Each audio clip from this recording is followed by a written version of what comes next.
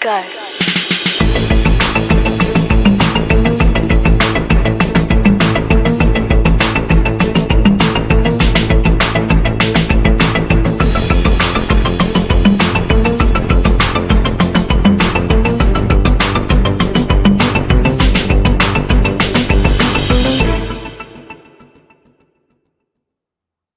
Hello and welcome to Writer Mother Monster. I'm your host, Laura Ehrlich, and our guest tonight is Claire Oshetsky. But before I introduce her, I am excited to introduce you to Writer Mother Monster, a community and conversation series devoted to dismantling the myth of having it all and offering writer moms solidarity, support, and advice. The show is streamed live on Facebook and YouTube and then released as an audio podcast on all major platforms. I'm your host, Laura Ehrlich, and I'd like to extend a special thanks to our sponsors and patrons listed on the Writer Mother Monster website. Your support helps make the show possible. If you enjoy the episode, please consider becoming a patron or patroness to help keep the podcast going.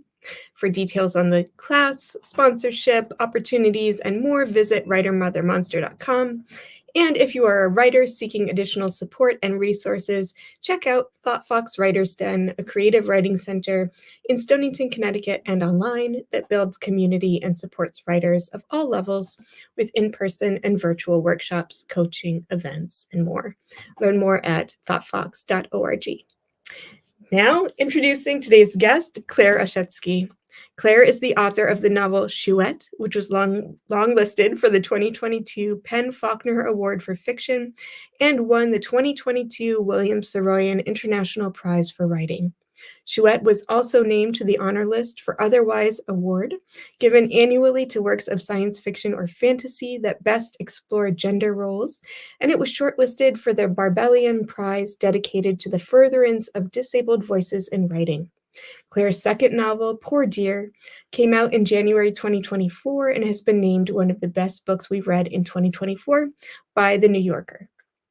Claire's short fiction has been featured in Chicago Quarterly, Alaska Quarterly, Hayden's Ferry, North American Review, and many others.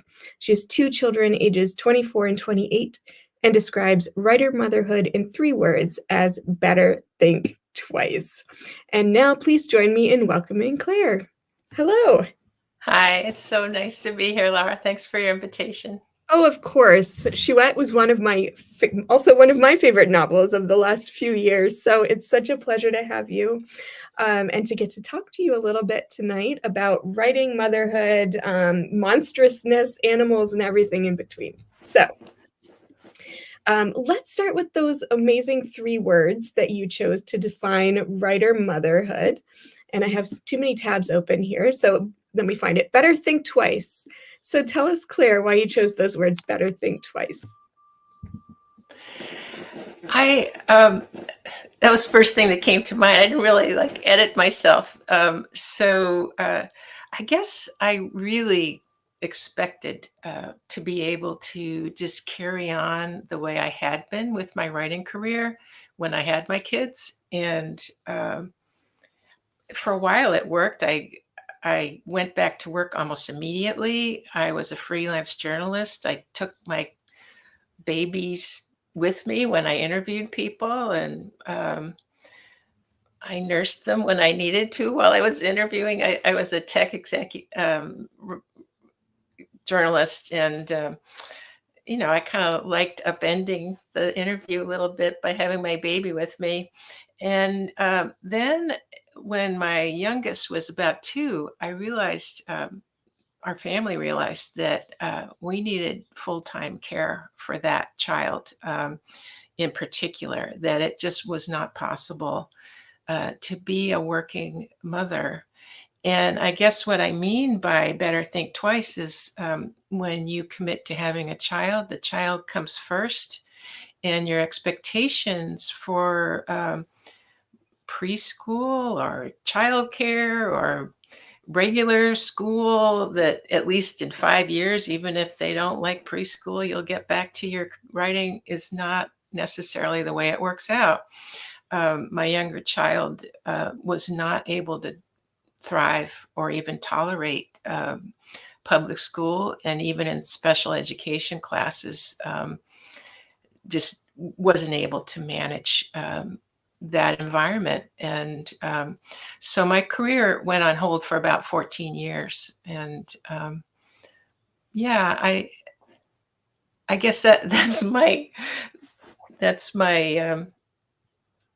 learning experience as a mother writer, is that sometimes your kids come first and there's nothing you can do about it. Yeah.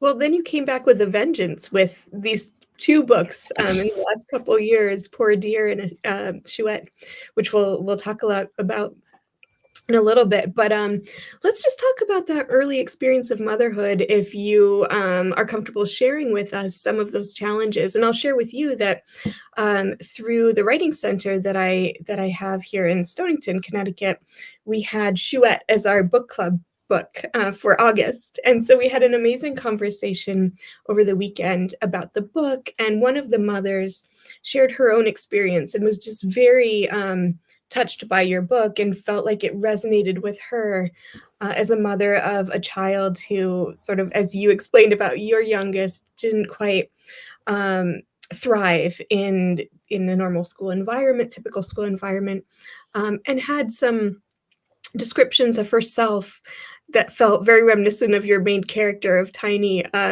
She said, like, she would just be sitting all day in the living room nursing the child, and it had difficulties with feeding and thriving. So, just to share with you how much your book touched this group of writer mothers who read it for a book club, and I'm sure you've heard that a lot. But tell us about your early experience with motherhood. Sure. I really did kind of buy into this idea that I'm a powerful person and I can manage, and everything will be fine. I had both my babies at home, and I just kind of played myself that script that everything would be fine. And the younger child had, both my kids are really brilliant and very verbal, and just did not fit any sort of idea of disability. And yet, when in social settings, often just reached a stress point or a conflict point where they were unable to exist in that environment. And the book is about my younger child who actually got arrested at the age of 6 in her special education class.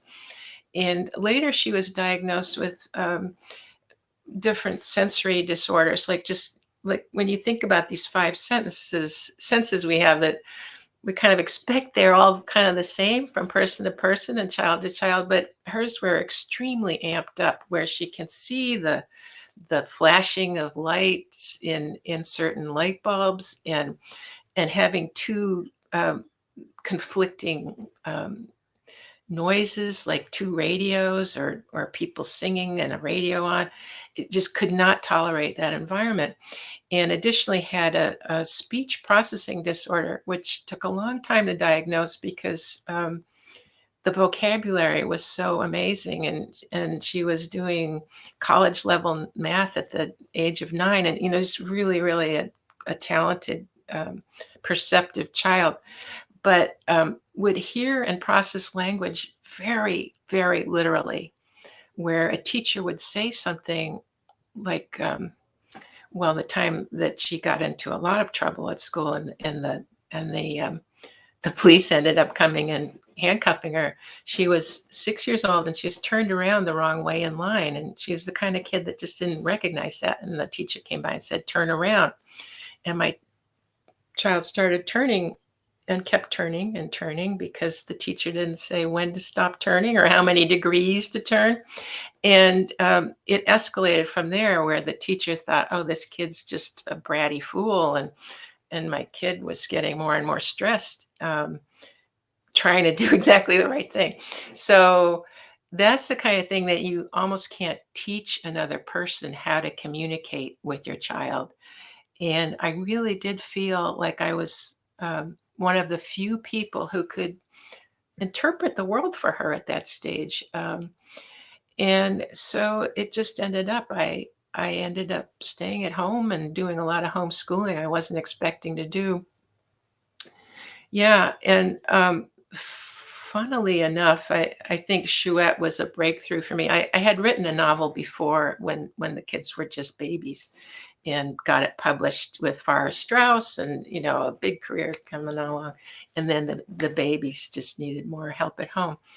And, funnily enough, getting to know this daughter of mine and how she processes language really opened up my own literary expression and taught me how to write in a way. I have also been diagnosed with autism, and I kind of embraced it, and it's just absolutely clear to me that it affects how I write and how I read.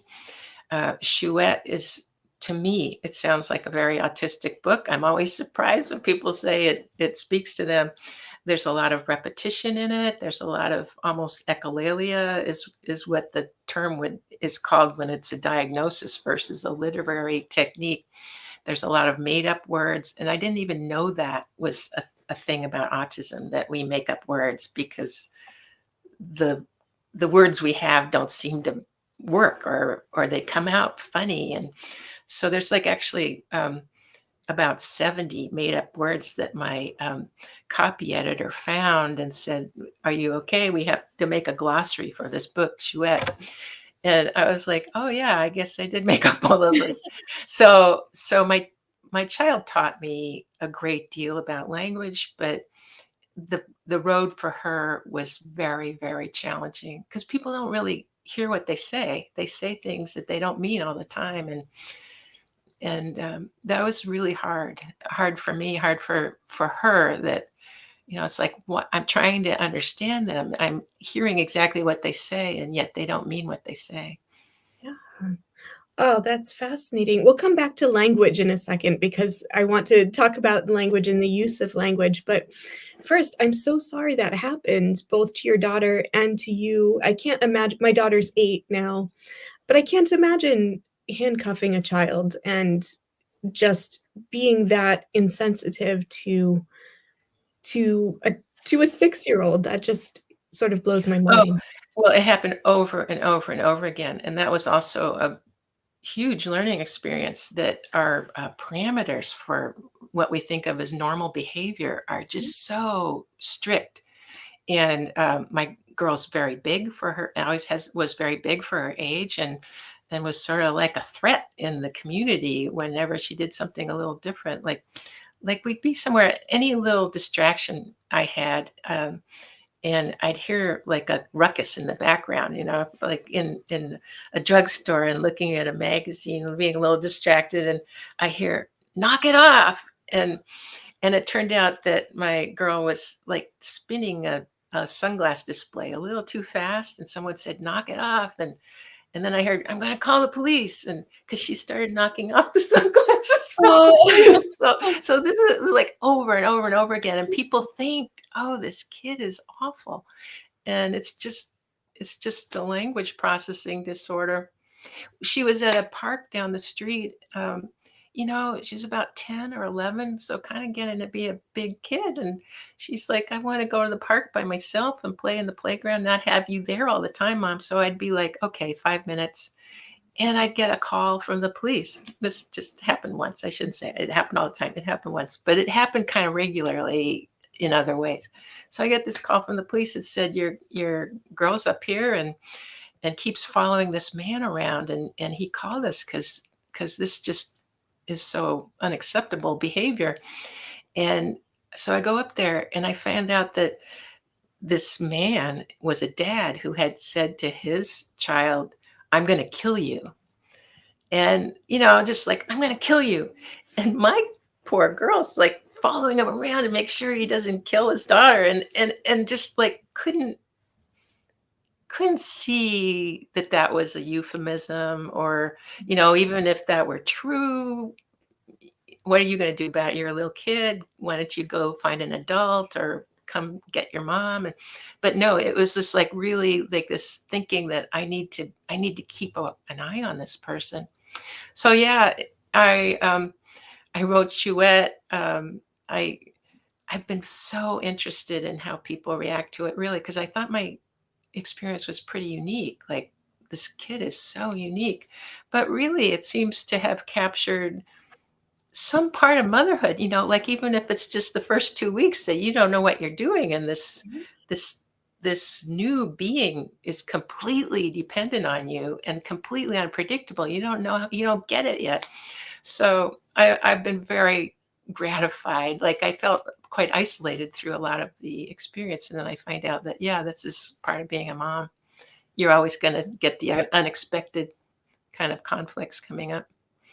Absolutely. Yeah. And I mean, my daughter is very different from your daughter, and my experience of motherhood was very different at a young age, but still, something about the violence of motherhood and of babyhood and newborn, the way that the newborn is completely dependent on the mother, and Yeah. that there's some sort of bodily horror and bodily violence involved in that. Like, I think I've spoken before on the show about breastfeeding and about how they say it's natural and normal, and yet it's so painful. And my daughter would slice these wounds into my nipples, and they would bleed, and then she's drinking blood along with milk, and that was just sort of obviously very different from your experience, but it's still the idea of the owl trying to feed with her beak and slicing the mother's skin reminded me of early motherhood, even though we had very different experiences. So yeah, I think you really did tap into some universal feelings, even though it was a very unique situation and experience. Well, I should say that after I came up with this idea of giving birth to an owl, it's a story about a mom that gives birth to an owl. Mhm, And that was when people say, oh, it's a metaphor. It's actually not a metaphor. It's a story about a woman who gives birth to an owl. mhm. So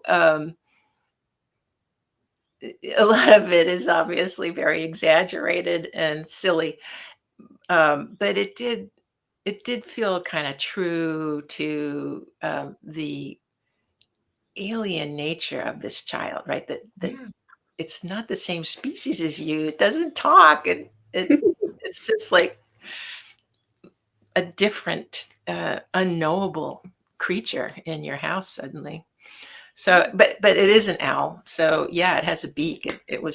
Tiny had a tough time nursing her Oh, her yeah. particular baby in my novel. Yeah.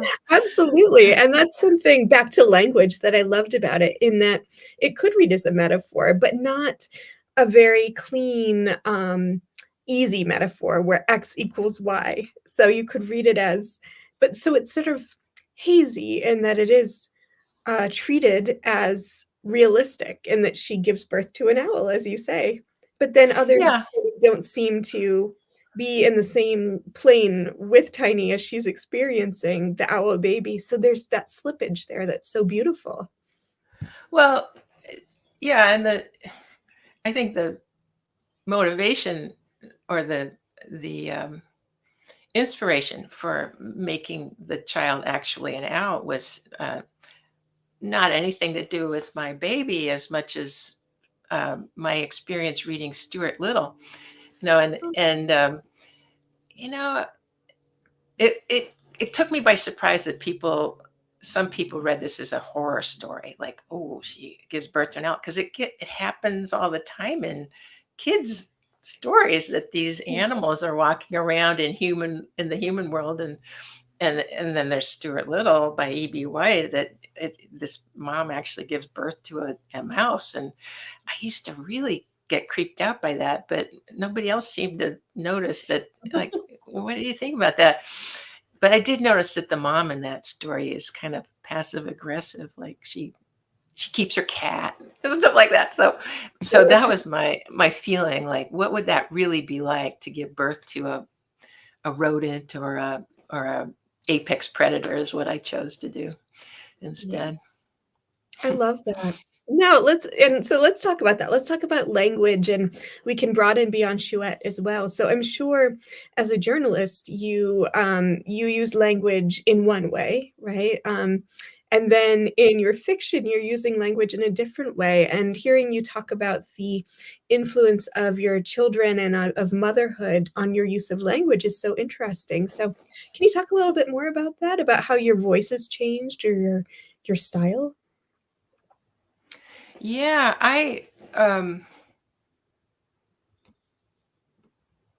the the idea of metaphor is very, very close to my heart. And I do think it's close to the autistic experience that being autistic gives you a different pathway into how to describe things, or what is the appropriate way to describe reality.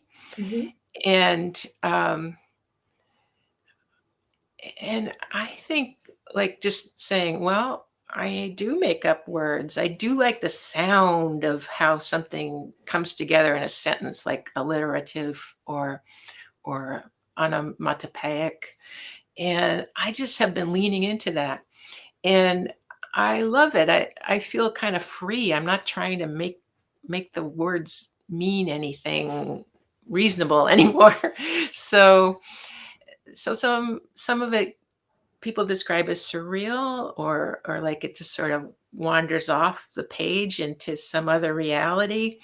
But I'm not really trying to do that. I'm just like letting the language go how it wants to go, and really turning off the editorial voice, not trying to sound like I'm supposed to sound. Mhm. And I think there's a stylistic similarity between Chouette and Poor Dear that's very new. Like when I look back at my first novel, or my journalism, there's like a real attention to structure and making sure I say what I mean and mean what I say. And then I sort of let go of that, and it hasn't seemed to hurt me any. So I keep doing it. Yeah. Yeah. Did you always know you were autistic, or is that something? Because I No, yeah, go ahead. no, I thought I was the normal one in the family. Everyone else was getting diagnosed with, yeah. So when Chouette was accepted for publication, I asked my editor, I said, I think I'm autistic. Maybe I'm borderline, and I think I should get tested and diagnosed officially, because this book, I'm going to be talking about my children's autism, and I don't want to be labeled as an autism mom. I want to like have that clear. Autism mom being a phrase, a derogatory term for uh, neurotypical mothers who kind of place a value on teaching their kids how to be as normal as possible. Yep. So I was tested, and I was like way off the chart. I can't even put my hand where it would go. I was like super autism person. And so I thought, oh, that explains a lot.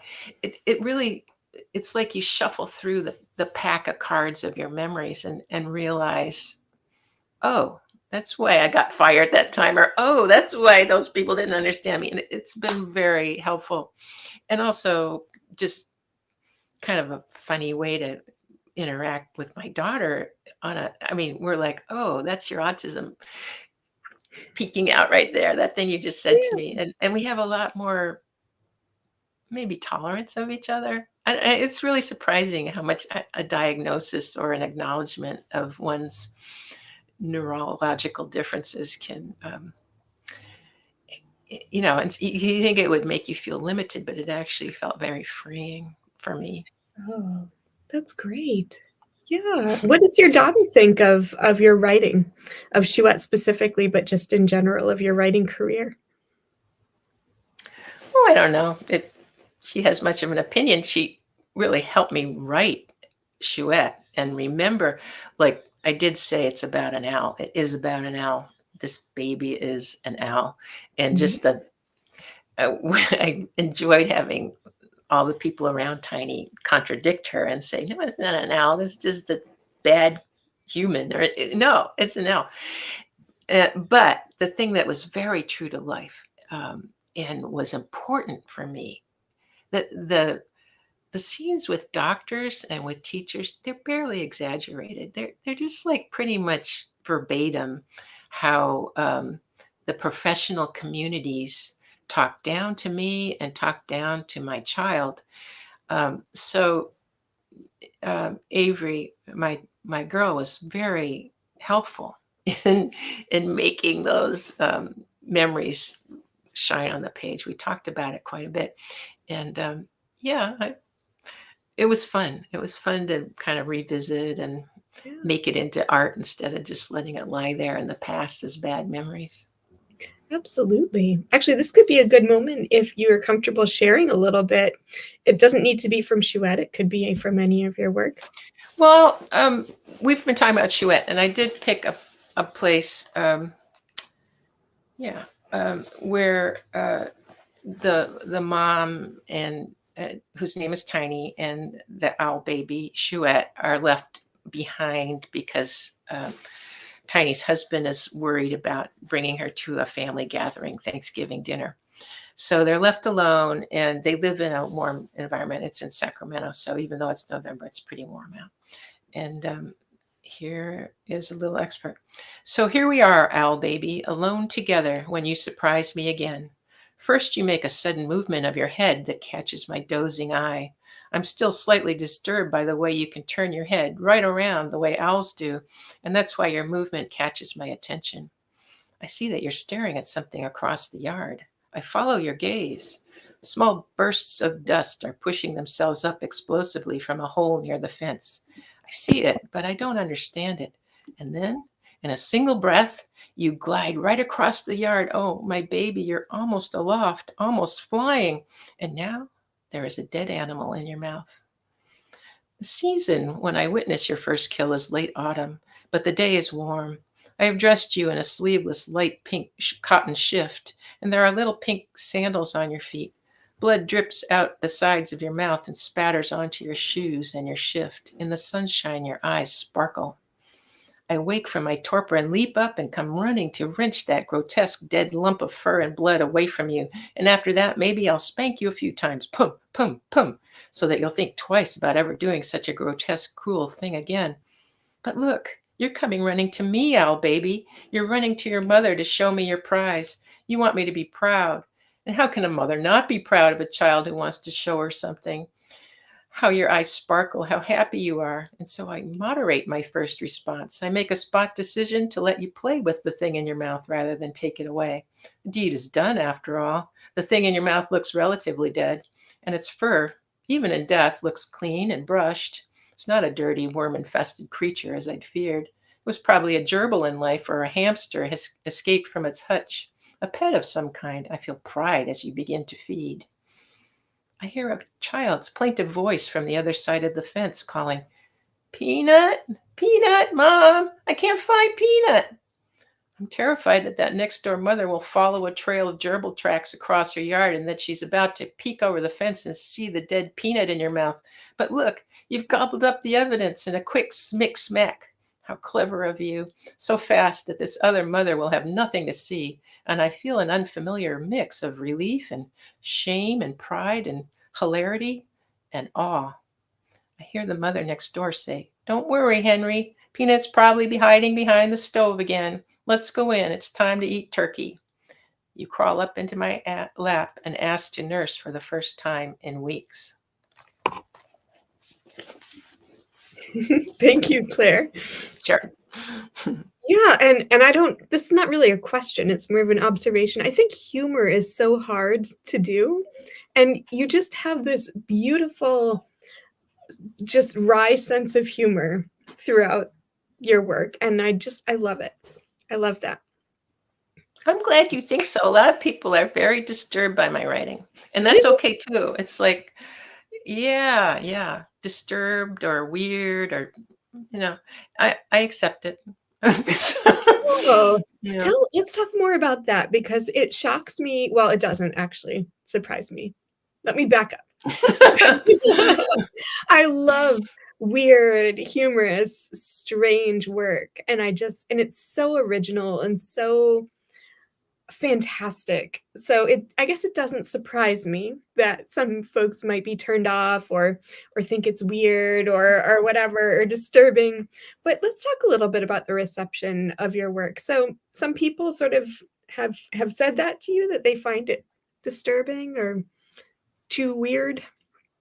Well, unlike a lot of authors, I'm a very big Goodreads fan, and I read all my Yep. reviews, and I really learn from them. I think it's great, and a lot of the reaction uh, surprised me. I think the biggest surprise wasn't weird, weird, weird, because people have been telling me that since junior high. Okay, like, oh, Claire, she's so weird.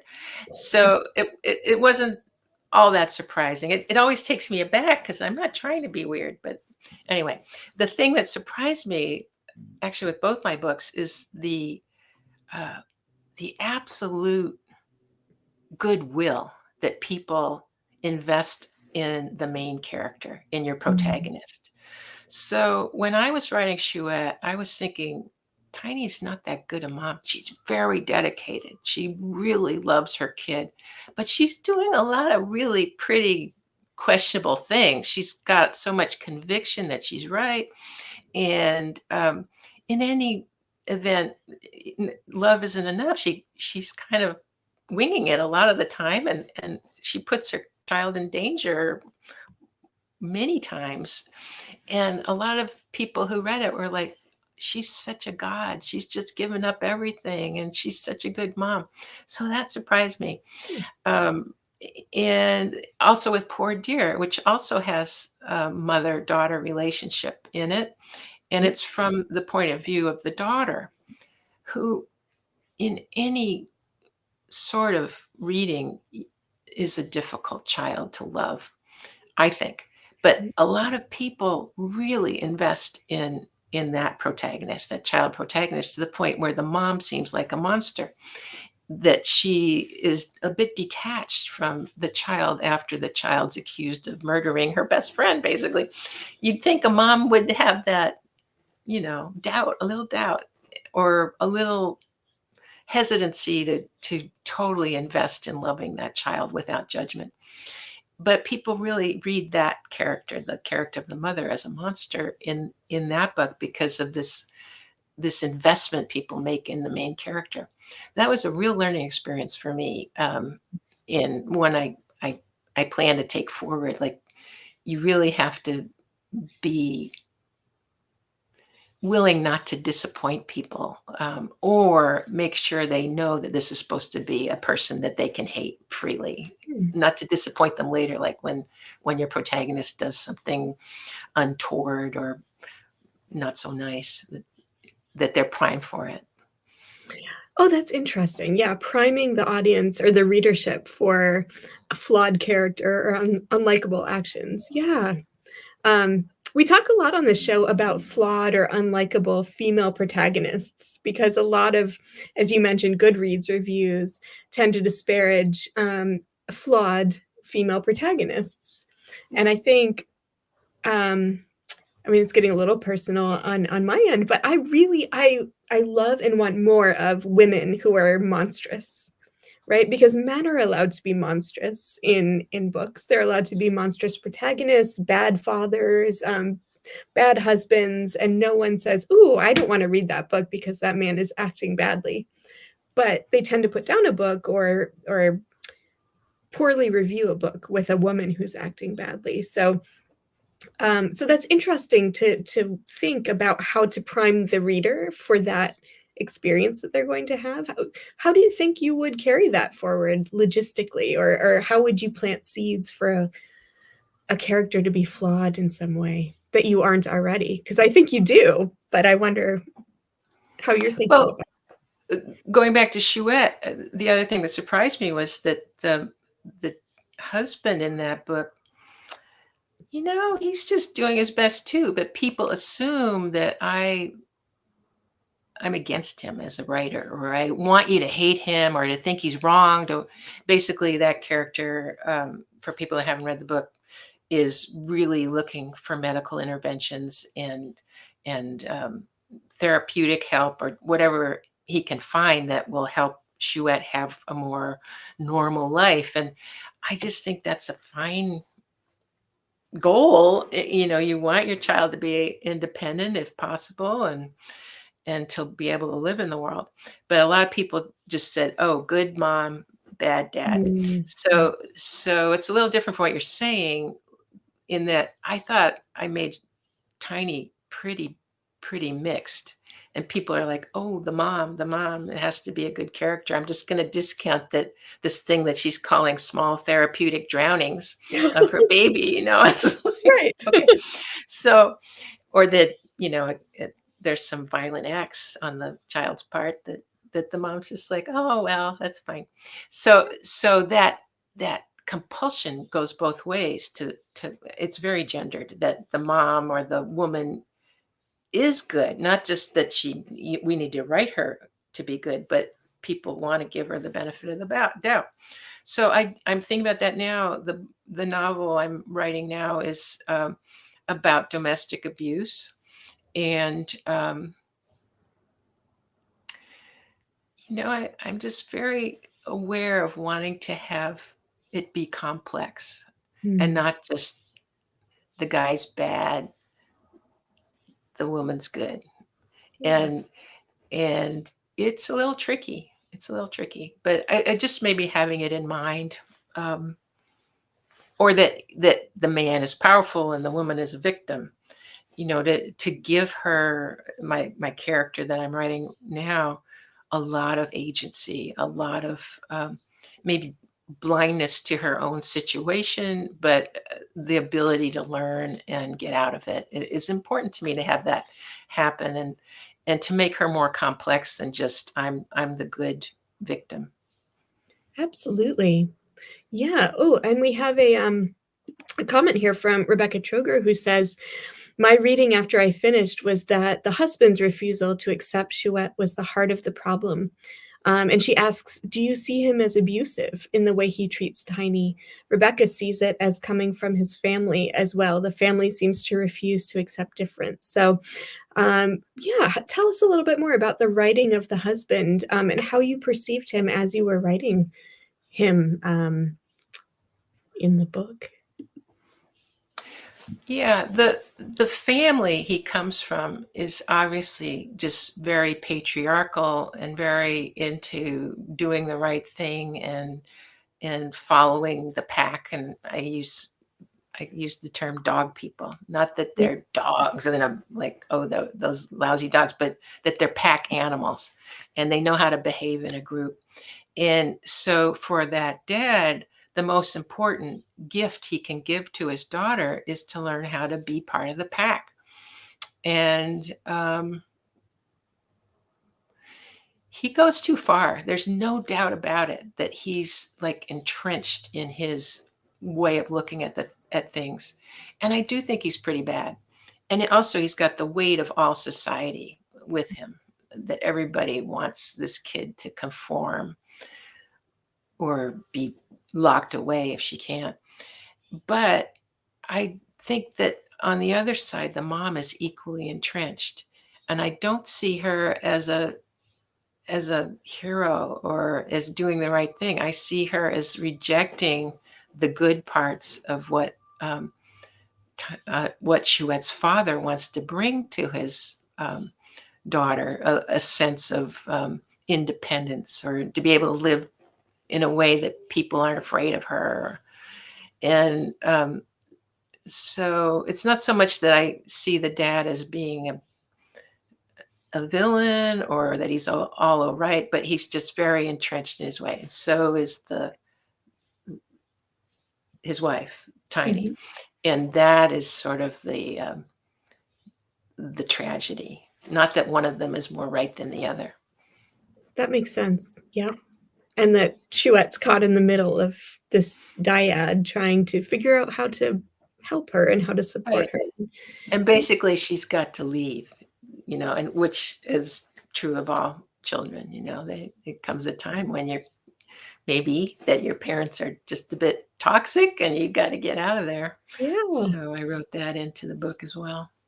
Yeah, and actually that's a good transition to what your children are doing now. What do they do? How are they what are they what are they doing?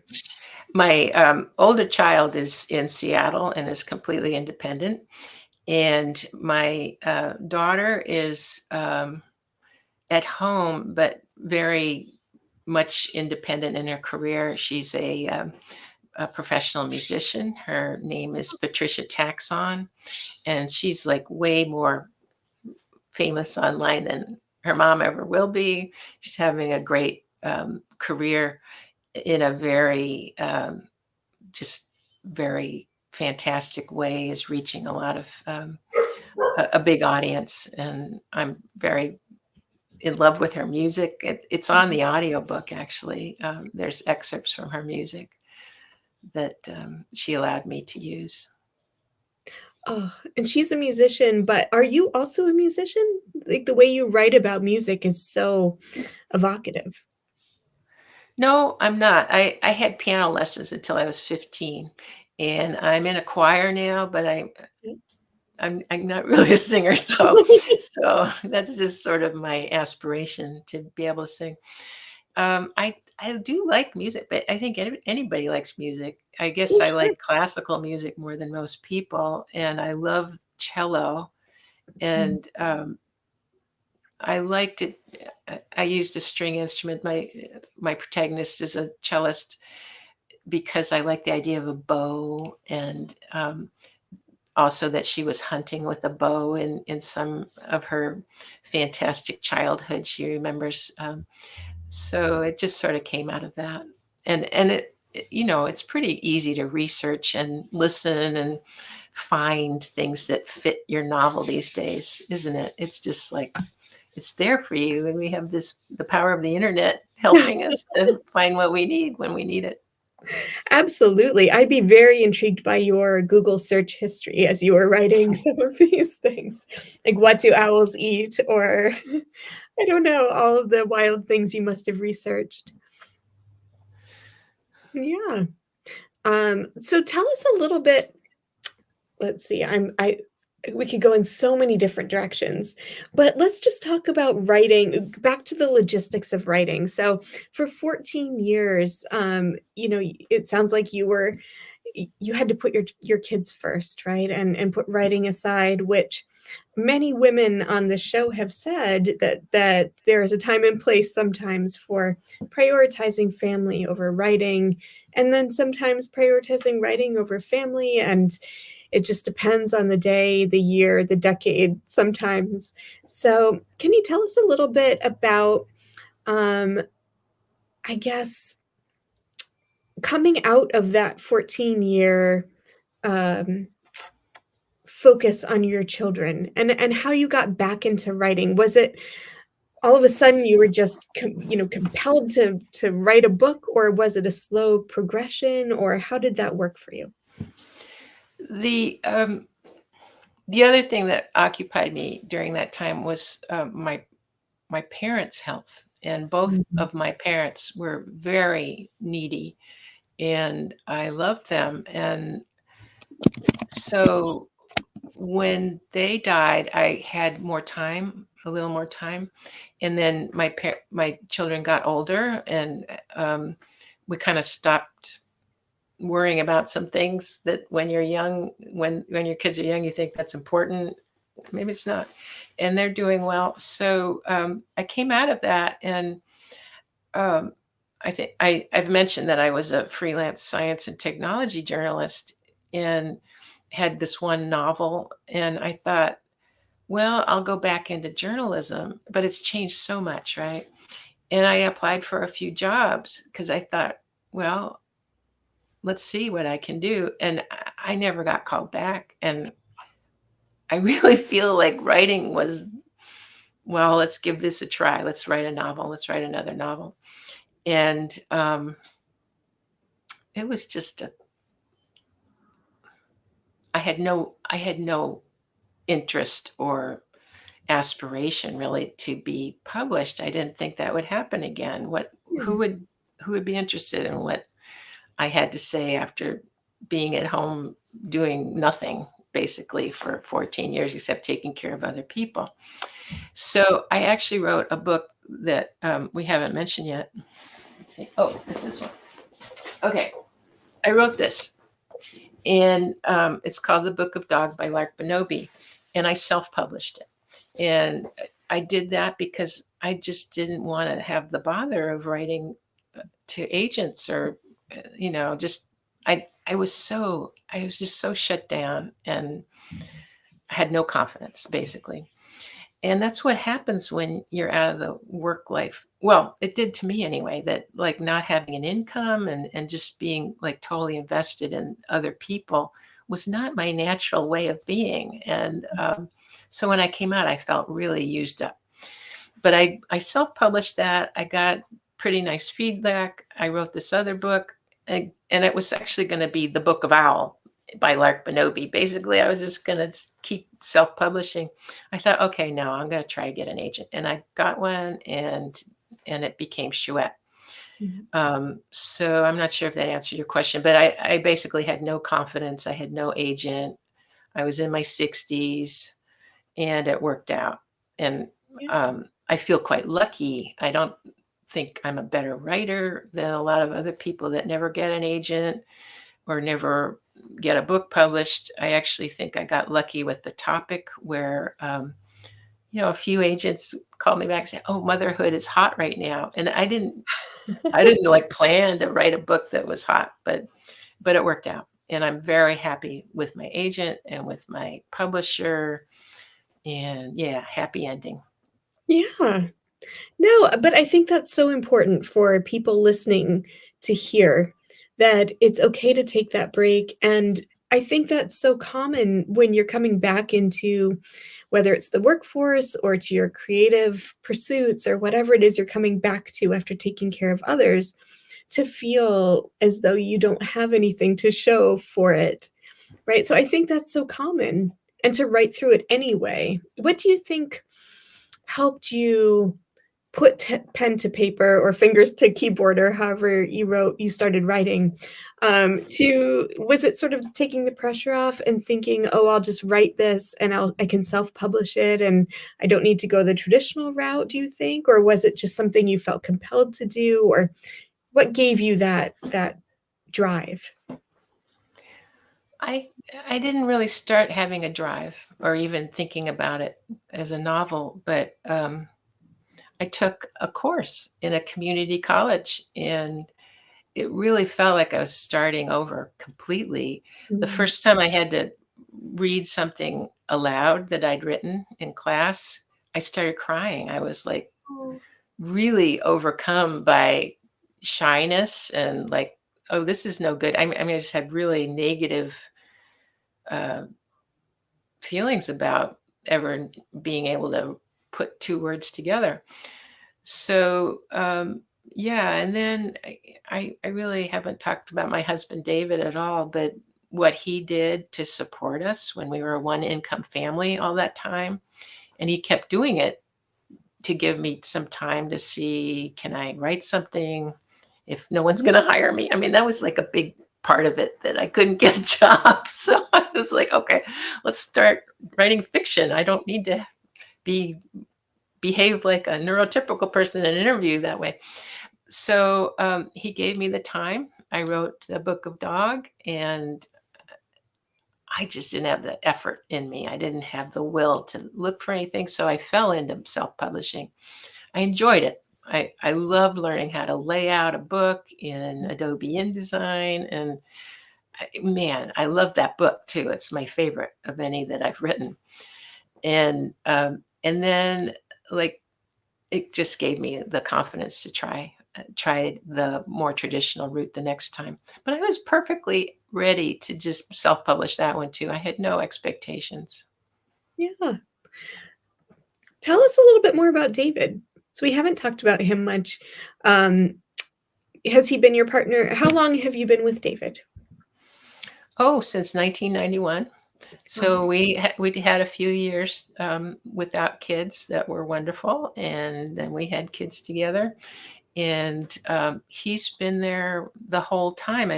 I mean, I I used to go sometimes to mothers or it was parent support groups of parents that had children somewhat like my daughter, and they were all alone. Their men had left, could not manage the stress of having such a challenging child, and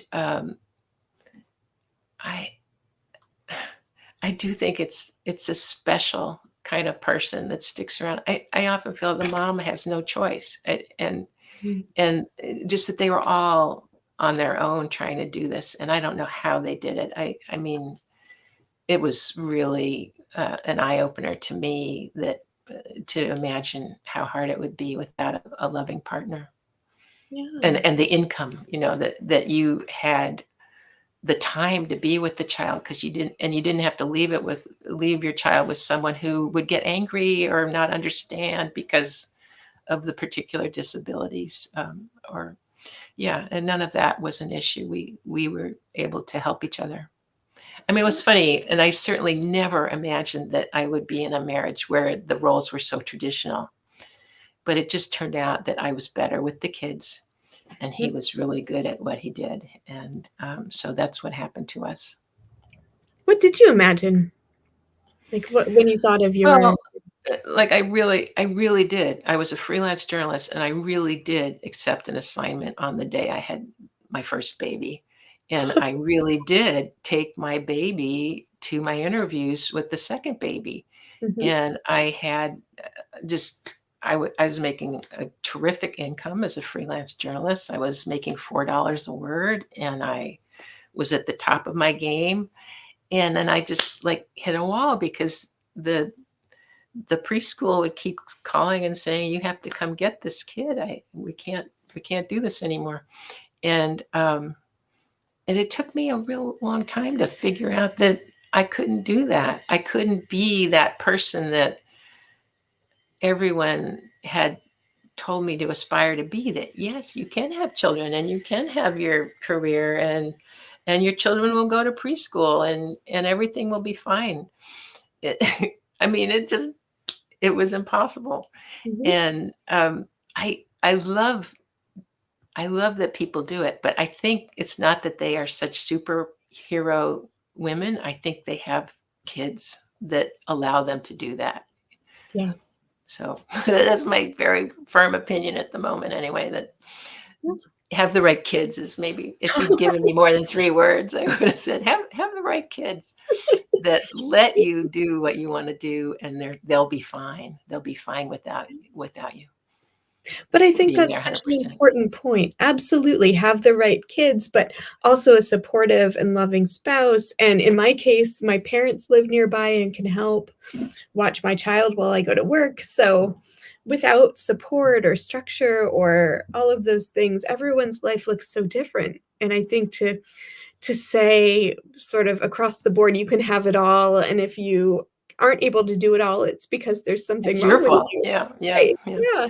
Did you feel No. that? Like, that there was something wrong? Like, did you ever feel it come back at you as if there was something you were doing that was not measuring up? Or Oh, I still feel that way. Yeah, of really? course. I like, why did I not do a better job that year? Or why didn't I figure this out quicker? Over and over and over again, I felt that and still do. Isn't that like all of us? It's I like think it's so. yeah. Yeah, So, yeah, yeah.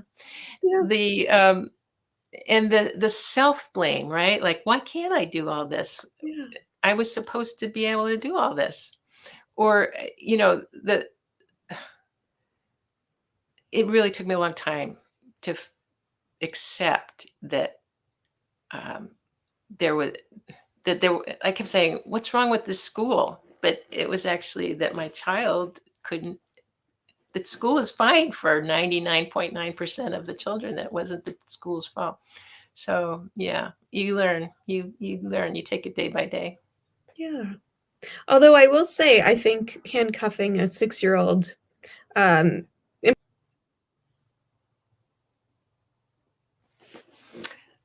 lost you, so I'm not sure if you're still there.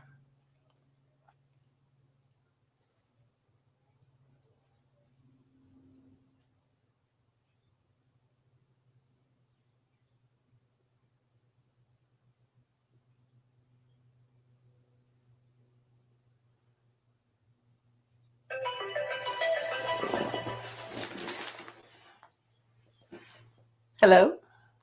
Hi, I'm trying to get back in. Did you get kicked off your StreamYard as well? I don't know. I can still see myself and it says live show. Maybe I could Okay. Just tell everybody I'm coming back in. Okay, Laura's coming back in.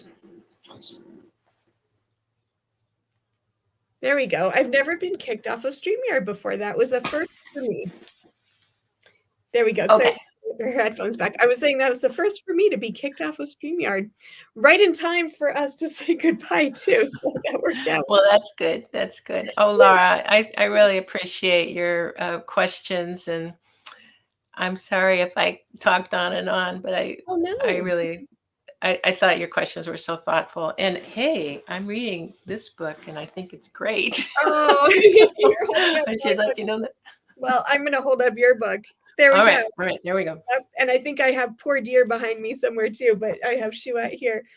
Oh, Claire, it's just been such a pleasure talking with you. Thank you so much. And I think you are incredible and are not giving yourself half enough credit for all of the amazing work you do, both as a mother, caretaker, author, journalist, all of the things. So I think you're fantastic. Thank you for joining us. My pleasure. It was really nice to chat with you. Take care. As well. Thank you, Claire. Bye. And thank you all for being here tonight as well. If you can watch the video on writermothermonster.com if you missed part of it or you want to watch it again, and you can listen to the audio wherever you get your podcasts. And again, a special thanks to our sponsors and patrons whose support helps make the show possible. If you enjoy the episode, please consider becoming a patron or patroness to help keep the podcast going. And you can look for details at writermothermonster.com. Thank you so much again for joining us tonight, and we'll see you next time on Writer Mother Monster.